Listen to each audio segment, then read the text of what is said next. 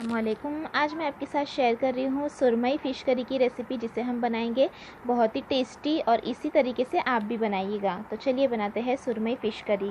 ये रेसिपी बनाने के लिए सबसे पहले हम यहाँ पर देखिए मैंने आधा नारियल ले लिया है, जिसे इस तरह से ग्रेट कर लिया है। वो ग्रेटेड नारियल हम डाल देंगे एक पैन में और लो फ्लेम पर अब हम इसे भूनेंगे। लो टू मीडियम फ्लेम पर हमें भुनना है, एकदम फास्ट फ्लेम पर हमें नहीं भुनना है। तो ये देखिए, जब इसका कलर जो है इस तरह से लाइट गोल्डन हो जाएगा और खुशबू आने लगेगी खोपरा भुनने की, तब हम इसमें ऐड करेंगे 7 से 8 कली लहसुन की और फिर से हम इसे भूनते रहेंगे जब तक कि थोड़ा सा और कलर डार्क नहीं हो जाता।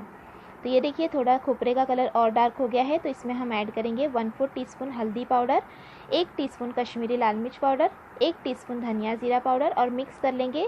मसाले मिक्स करते वक्त गैस की फ्लेम बिल्कुल लो रखें, वरना मसाले जो है वो जल जाएंगे। तो ये देखिए, मसाले को भी मैंने मिक्स कर लिया है और गैस की फ्लेम मैंने बंद कर दी है। बस हमें मिक्स करना है और गैस की फ्लेम बंद कर देनी है। ठंडा करने के बाद हम मिक्सर जार में डाल देंगे। साथ में ऐड करेंगे 2 हरी मिर्च, थोड़ा सा हरा धनिया और अब हम इसे ग्राइंड कर लेंगे और इसका पेस्ट बना लेंगे। तो देखिए, पेस्ट मैंने तैयार कर लिया है भुने हुए मसाले का। तो अब हम इसमें ऐड करेंगे, एक पैन गरम कर लेंगे और पैन में हम ऐड कर देंगे 2.5 टेबलस्पून तेल और तेल को हम अच्छा गर्म होने देंगे। जब तेल गर्म हो जाए तब हम इसमें 10 से 12 मेथी के दाने ऐड करेंगे। मेथी जब तड़क जाएगी तब हम इसमें ऐड कर देंगे जो हमने मसाला ग्राइंड किया था वो, और मसाले को हम अच्छी तरह से भूनेंगे 1 से 2 मिनट के लिए।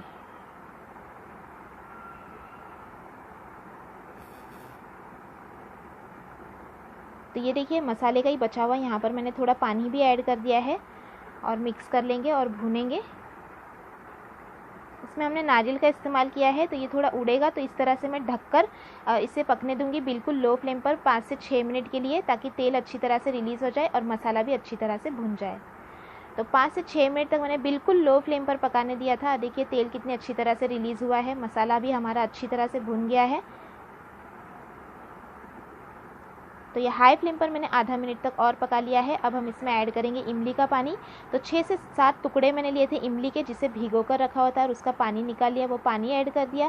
साथ में हमने इसमें ऐड कर दिया है 8 से 10 कड़ी पत्ता। कड़ी पत्ता आप अभी डालिएगा, पहले नहीं डालिएगा, क्योंकि उसका फ्लेवर जो है वो बहुत अच्छा आएगा इस टाइम पर आप डालेंगे। तो अब हम इसमें ऐड कर देंगे 1 गिलास पानी और मिक्स कर लेंगे। साथ में हम इसमें ऐड कर देंगे नमक स्वाद अनुसार,